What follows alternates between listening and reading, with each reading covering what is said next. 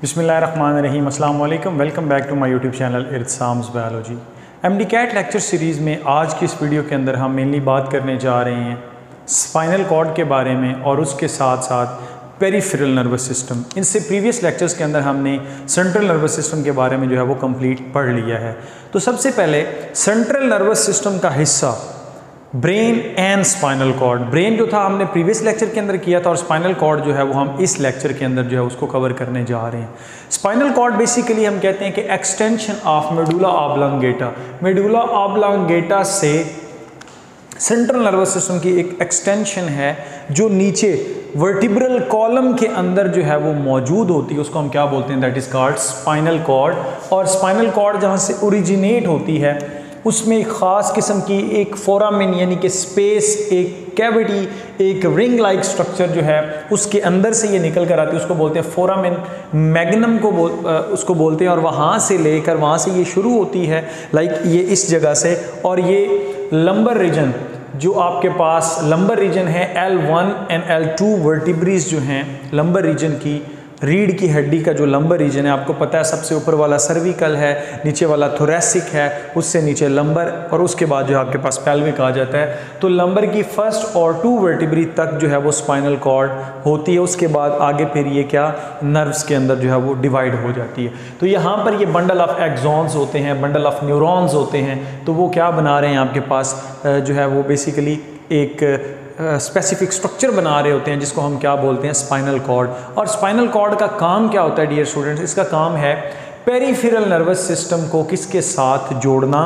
Brain के साथ जोड़ना। व्हाट डज इट मीन कि फॉर एग्जांपल ये आपके पास स्पाइनल कॉर्ड है, इसने सारी इन्फॉर्मेशन टांगों से भी इंफॉर्मेशन लेकर आनी है, हाथों से भी इंफॉर्मेशन, बॉडी के दूसरे पार्ट से भी इंफॉर्मेशन लेके इसने किसको देनी है, ब्रेन को। तो ये सेंट्रल नर्वस सिस्टम का हिस्सा है जो कि पेरिफेरल नर्वस सिस्टम के साथ जुड़ा हुआ है ताकि इंफॉर्मेशन सारी किधर पहुंचाई जाए, ब्रेन तक पहुंचाई जाए।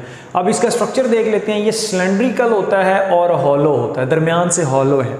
अब ये हॉलो है तो इसके दरमियान में एक कैनाल पाई जाती है, ये कैनाल है। इस कैनाल के अंदर फिर क्या होगा, एक फ्लूइड मौजूद होगा जो इसकी प्रोटेक्शन करता है। तो प्रोटेक्शन से हमने फर्दर इसको स्टडी करना है कि प्रोटेक्टेड बाय, एक तो इसको बोन करती है, आपको पता है कि बोन कौन सी है, that is called vertebral column. Vertebral column इसको प्रोटेक्ट करती हैं, उसकी वर्टिब्रीज जुड़ के।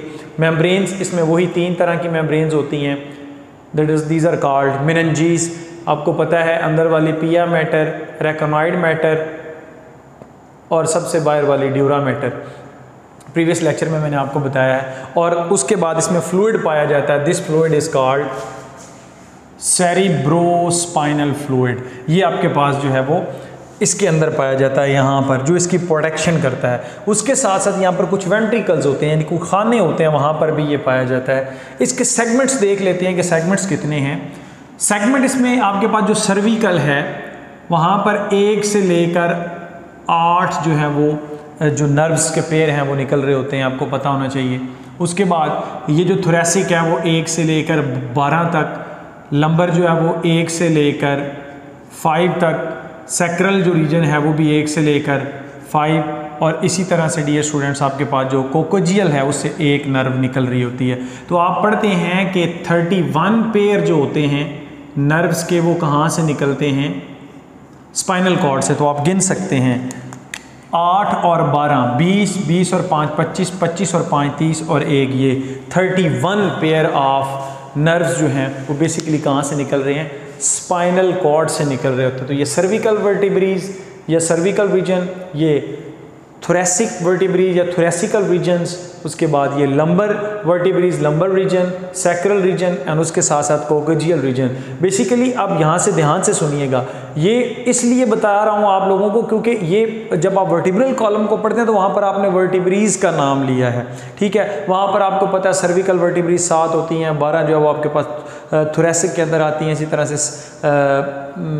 उसके बाद जो है आपके पास 5 जो होती है वो लंबर रीजन के अंदर आती हैं, फिर जो आपके पास 9 आती हैं वो पेल्विक रीजन के अंदर आती हैं, ठीक है। लेकिन यहाँ पर आपने किसको जहन में रखना है, यहाँ पर आपने जहन में रखना है नर्व्स को। बेसिकली यहाँ से नर्व्स निकल रही होती हैं। तो 31 पेयर जो हैं वो कहाँ से निकल रहे हैं, स्पाइनल कॉर्ड से निकल रहे होते हैं नर्व्स। उसके बाद आता है कि इसका अगर इसको क्रॉस सेक्शन इसका से काटा जाए तो हमें ये कैसे दिखती है। वही इसके सेंटर में बिल्कुल एक सेंट्रल कैनाल है जिसके अंदर सेरिब्रोस्पाइनल फ्लूइड है और हमें एक बटरफ्लाई शेप जो है वो स्ट्रक्चर देखने को मिलता है। This is called grey matter. इसको हम क्या बोलते हैं, ग्रे मैटर का नाम देते हैं। अब ये जो ग्रे मैटर है बेसिकली ये सेल बॉडीज से मिलकर बना हुआ है। सेल बॉडीज किसकी, नॉन माइलिनेटेड न्यूरॉन्स की। तो ये बात याद रख लें, एमसीक्यूज में पूछा जाता है नॉन माइलिनेटेड न्यूरॉन। इसके बाद ये जो आपको ये दरमियान वाला रीजन नज़र आ रहा है, this is actually white matter. और ये जो वाइट मैटर होता है ये माइलिनेटेड न्यूरॉन्स जो हैं वो यहाँ पर एग्रीगेट करते हैं, तो ये इसका क्या बनाते हैं, वाइट मैटर बनाते हैं। और स्पेशली आपके पास इधर कौन से न्यूरॉन मौजूद होते हैं, यहाँ पर मोस्ट ऑफ द केसेस जो हैं वो इंटर न्यूरॉन या एसोसिएटेड भी इनको बोलते हैं, रिले भी बोलते हैं, वो यहाँ पर मौजूद होते हैं। यहाँ पर सेल बॉडीज़ आ गई और यहाँ पर क्या हो गए, एक्सॉन्स आ गए, किसके जी, माइलिनेटेड न्यूरॉन्स की। क्लियर हो गया। उसके बाद हमने इसको देखना है कि इसके दो पाथवेज हैं, दो रूट्स हैं। जो वर्टिब्रल कॉलम है इसके दो रूट हैं, एक आपके पास डॉर्सल रूट है यानी कि पीछे वाला, ये वाला डी फॉर डॉर्सल और डी फॉर दुम, और एक आपके पास वेंट्रल रूट है। जो आपके पास डॉर्सल रूट है ये इसके हॉर्न हैं और यहाँ से सेंसरी न्यूरॉन्स या सेंसरी नर्व्स जो होती हैं वो इंफॉर्मेशन लेकर आ रही होती हैं, और यहाँ पर जैसे ही इससे निकलता है तो एक गैंग्लिया बनाता है यहाँ पर। क्लियर हो गया। इसी तरह से जो इसका वेंट्रल रूट है, वेंट्रल रूट है आपके पास, ये वेंट्रल रूट पर ज़्यादातर क्या होते हैं, मोटर न्यूरॉन्स जो हैं वो पाए जाते हैं। जैसे ये इससे निकलती हैं, निकलने के बाद ये दोनों इकट्ठी हो जाती हैं। ठीक हो गया।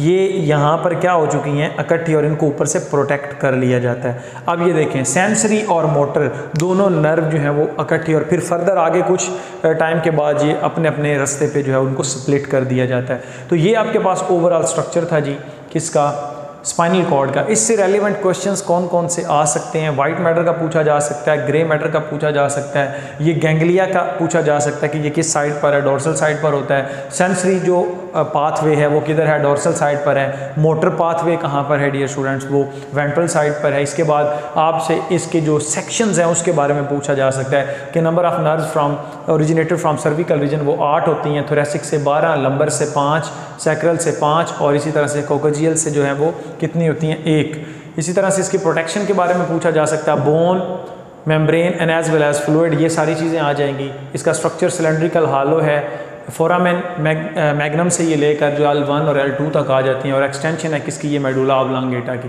क्लियर हो गया। वहाँ से यानी कि फ्लोर ऑफ द जो स्टेम ऑफ द ब्रेन है वहाँ से बेसिकली क्या शुरू हो रहा है, जो है वो स्पाइनल कॉर्ड शुरू हो जाती है। ये सारी बातें मैंने आपको बता दी। उसके बाद हम चलते हैं पेरिफेरल नर्वस सिस्टम।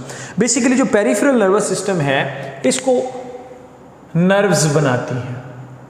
अब ये जो नर्व्स होती हैं आपको पता है एक्सॉन्स होते हैं। बेसिकली एक्सॉन्स जब इकट्ठे होंगे या डेंड्राइट्स जब इकट्ठे होंगे या डेंड्रॉन जब इकट्ठे होंगे उसके ऊपर अगर प्रोटेक्टिव कवरिंग आ जाएगी तो वो आपके पास नर्व कहलाएगी।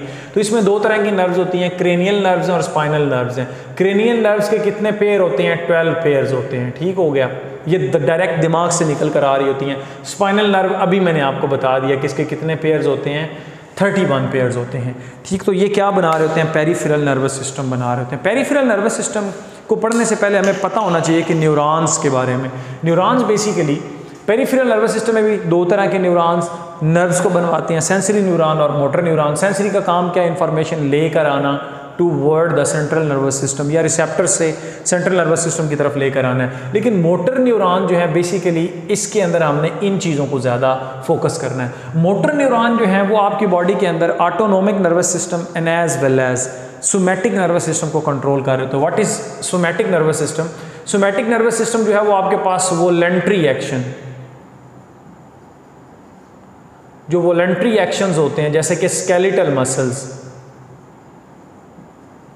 स्केलेटल मसल्स की जो मूवमेंट है वो कौन कंट्रोल कर रहा होता है, सोमैटिक नर्वस सिस्टम। जैसे स्किन के अंदर जो इन्फॉर्मेशन जिसको हम अपनी मर्जी से हरकत करवा सकते होते हैं वो आपके पास सोमैटिक में। लेकिन ऑटोनोमिक नर्वस सिस्टम में इनवोलेंट्री एक्शंस आ जाते हैं। इसमें हमारी मर्जी शामिल नहीं है। ये इसमें डियर स्टूडेंट्स आपकी बॉडी जो है वो ऑटोमेटिकली जो आपका पेरिफेरल नर्वस सिस्टम है या जो आपका ब्रेन है वो सिग्नलिंग इस तरह से करेगा कि जो आपके पास इनवॉलंटरी एक्शंस हैं उनको कंट्रोल किया जाए। इसमें फर्दर फिर सिंपैथेटिक नर्वस सिस्टम और as well as parasympathetic nervous system आ जाता है। सिंपैथेटिक नर्वस सिस्टम को हम फाइट और फ्लाइट के तौर पे, यानी कि जब इंसान इमरजेंसी की कंडीशन में होगा तब ये वर्क कर रहा होगा, ठीक हो गया। और जो पैरासिम्पैथेटिक है वो बॉडी से दोबारा से नॉर्मलाइज करने के लिए और एज वेल एज अगर बॉडी रेस्ट की कंडीशन में है तो ये आपके पास वर्क करेगा और बॉडी को रेस्ट की कंडीशन में लाने के लिए ये वर्क करेगा, ठीक है। इसमें जो मेन पॉइंट है वो जो आपने याद रखना है वो क्या है कि मोस्ट ऑफ द केसेस जो होता है वो जो आपके पास single neuron with single ganglia होते हैं, लेकिन यहाँ पर 2 न्यूरॉन एंड 1 गैंग्लिया होते हैं। 2 न्यूरॉन एंड 1 गैंग्लिया, 2 न्यूरॉन्स की जो एंडिंग्स हैं वो इन्वॉल्व होंगी और एक गैंग्लिया जो है वो इसके अंदर इन्वॉल्व होगा। वो कैसे, वो मैं आपको बता देता हूँ। मिसाल के तौर पर ये जो है आपके पास वो है सिंपैथेटिक नर्वस सिस्टम और ये कौन सा, that is parasympathetic nervous system. अब सिंपैथेटिक नर्वस सिस्टम जो है उसकी नर्व्स जो है वो मिड ऑफ द, ये पूछा जा सकता है, mid of the spinal cord से जो है वो निकल रही होती है। मसलन T1 से ये निकल रही होती हैं और लंबर रीजन के अंदर, लंबर की जो L1 या L2 तक जो है वो लंबर रीजन तक से ये नर्व्स निकल रही होती हैं। तो ये आपके पास सिंपैथेटिक नर्वस सिस्टम जो है उसको कंट्रोल करने के लिए या उसको ट्रिगर करवाने के लिए डियर स्टूडेंट्स ये जो नर्व्स होती हैं ये अपना काम करती हैं, ठीक हो। इसको बोलते हैं थोरैको लंबर रूट, क्या बोलते हैं, थोरैको लंबर रूट बोलते हैं या थोरैको लंबर नर्व्स बोलते हैं, जो basically mid portion of spinal cord से निकल रही हैं। अब देखें ये जो आपके पास है ना, ये जो मैंने बनाया ये गैंग्लिया होते हैं, दीज आर कॉल्ड गैंग्लिया। चूंकि ये पैरेलल चल रहे हैं और एक चैनल बना रहे हैं, एक इकट्ठा बना रहे हैं, एक नेटवर्क बना रहे हैं, तो इस वजह से इनको चैनल गैंग्लिया का नाम दिया जाता है। जैसे ही नर्व जो है वो छोड़ती है स्पाइनल कॉर्ड को तो वो इस गैंग्लिया के अंदर यानी कि इस सेल बॉडीज के एग्रीगेट के अंदर वो अपनी इंफॉर्मेशन को देती है और फिर ये प्रोसेस करके उसको मुख्तलिफ ऑर्गन्स तक पहुंचाएगा। तो इसमें ये देखें, ये वाला जो न्यूरॉन है this is called pre ganglionic neuron और ये वाला जो न्यूरॉन है ये कौन सा, पोस्ट गैंग्लियोनिक न्यूरॉन। इसमें जो प्री है वो आपके पास क्या होता है, शॉर्ट होता है, और पोस्ट जो होता है वो क्या होता है, लॉन्ग। ये गैंग्लिया से पहले वाला प्री गैंग्लियोनिक न्यूरॉन शॉर्ट है, पोस्ट गैंग्लियोनिक न्यूरॉन जो है वो आपके पास क्या होता है डियर स्टूडेंट्स, लॉन्ग होता है। तो यहाँ तक आई थिंक आपको समझ आ गई होगी। तो यहाँ पर देखें 2 न्यूरॉन और 1 गैंग्लिया, एक न्यूरॉन ये, दूसरा ये और ये गैंग्लिया, 2 न्यूरॉन्स एंड 1 गैंग्लिया इसके अंदर इन्वॉल्व है। तो जब फाइट एंड फ्लाइट होगी उस कंडीशन में ये क्या क्या काम करवाता है, सबसे पहले ये नर्व इम्पल्स को भेजेगा किसके पास, आई के पास, और आई जो है वो अपने प्यूपल को डायलेट करवा लेगी। प्यूपल का साइज बड़ा हो जाएगा, जब प्यूपल का साइज बड़ा होगा तो विजन ब्रॉड हो जाएगी, बंदे को हर चीज़ बड़ी आसानी के साथ जो है वो दिखेगी। उसके बाद आते हैं सलाइवरी ग्लैंड, इसको ये इनहिबिट करवा देगी क्योंकि ये डाइजेशन के साथ लिंक्ड है, तो सलाइवा की प्रोडक्शन जो है वो बिल्कुल ख़त्म हो जाएगी। लिवर के पास मैसेज जाएगा कि आप क्या कराओ, ग्लाइकोजिनोलाइसिस करवाओ, यानी कि ग्लाइकोजिन को तोड़ो और तोड़ के हमें क्या दो, ग्लूकोज दो, क्योंकि बॉडी किस कंडीशन के अंदर है, स्ट्रेस की कंडीशन के। बॉडी ने या तो फ्लाइट करना है या फिर फाइट करना है, तो दोनों में मसल्स का जो रोल है वो ज़्यादा होगा। और हार्ट के पास मैसेज आएगा कि जो हार्ट बीट है उसको बढ़ा दो ताकि ऑक्सीजन पट्टों तक ज़्यादा से ज़्यादा पहुंच सके। स्टमक के पास मैसेज जाएगा कि डाइजेशन को इनहिबिट कर दो, अब डाइजेशन जो है वो आपके पास इनहिबिट हो जाएगी। लंग्स के पास मैसेज जाएगा कि O2 की जो आपके पास O2 को रिसीव करना है उसको बढ़ा दिया जाए, ऑक्सीजन की ज़्यादा नीड है, और कार्बन डाइऑक्साइड को ज़्यादा से ज़्यादा आउट किया जाए, ठीक हो गया। यूरिनरी ब्लैडर जो है इसकी कॉन्ट्रैक्शन भी जो है वो क्या हो जाती हैं, स्टॉप हो जाती हैं। तो यूरिनरी ब्लैडर ऐसी यही वजह है कि डियर स्टूडेंट्स जब यकदम सडनली कोई स्ट्रेस की कंडीशन आती है या तो यूरिन पास आउट ही नहीं होती मतलब अगर आपको यूरिन पास आउट करने जा रहे हैं, आपको सेंसेशन है कि मैंने वॉशरूम जाना है, तो अगर आप कोई ख़तरा देख लें आगे, जैसे फॉर एग्जांपल छिपकली देख ली, कॉकरोच देख लिया, कोई स्नेक आ गया, कोई भी ऐसी चीज़ इस तरह की जिससे खौफ पैदा हो, या तो आपकी यूरिन बिल्कुल ही रुक जाएगी, आपको पता ही नहीं चलेगा, या फिर वो ऑटोमेटिकली पास आउट हो जाएगी। तो इसलिए यूरिनरी ब्लैडर पे भी फिर इस तरह से उसकी कॉन्ट्रैक्शन को स्टॉप किया जाता है और एड्रीनल ग्लैंड के पास मैसेज भेजा जाता है कि तुम क्या बनवाओ, स्ट्रेस हार्मोन बनवाओ, मसलन एड्रीनालिन बनवाओ जिसको एपिनेफ्रिन, और नॉर एड्रीनालिन बनवाओ।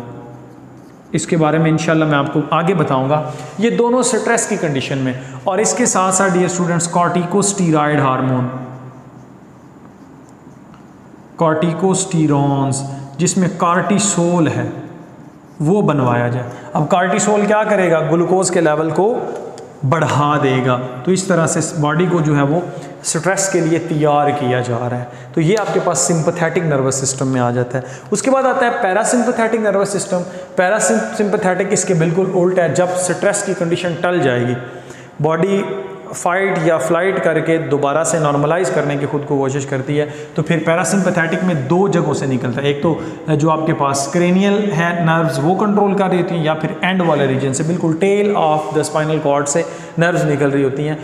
इसमें ये आई के पास जाएगा, नॉर्मल कर देगा, सलाइवरी ग्लैंड के पास जाएगा, दोबारा से प्रोडक्शन शुरू हो जाएगी, हार्ट रेट को नॉर्मल किया जाएगा, लंग्स भी अपने नॉर्मल रेट की तरफ आएंगे, लिवर जो है वो उसके उल्ट काम शुरू कर देगा, यानी कि ग्लूकोज को पकड़ेगा और ग्लाइकोजन में कन्वर्ट करेगा, स्टमक डाइजेशन स्टार्ट कर देगा और यूरिनरी ब्लैडर दोबारा से अपना वर्किंग पोजीशन में आ जाएगा। तो इसका मतलब क्या होगा कि बॉडी को दोबारा से क्या किया जा रहा है, नॉर्मलाइज किया जा रहा है। सो इसका मतलब ये है कि आपने अभी तक ये जो हमारा लेक्चर था इसके अंदर spinal cord and as well as peripheral nervous system के बारे में पढ़ा है।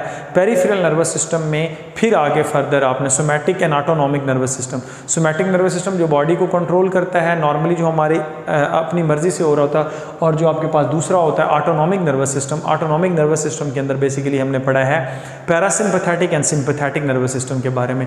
इसमें जितनी भी मैंने बातें बताई हैं, जो बात भी है, हर एक बात एक MCQs है और प्रीवियस पेपर्स के अंदर डियर स्टूडेंट्स आया हुआ है। तो लिहाजा आप लोगों ने इसको ध्यान से सुनना है, इसको नोट डाउन करें और 1 बाय 1 जो है वन लाइनर बना लें। दैट विल बी इनफ इंशाल्लाह। सो आई होप कि आपको ये मेरी वीडियो अच्छी लगी होगी। Stay connected. Thank you and अल्लाह हाफिज़।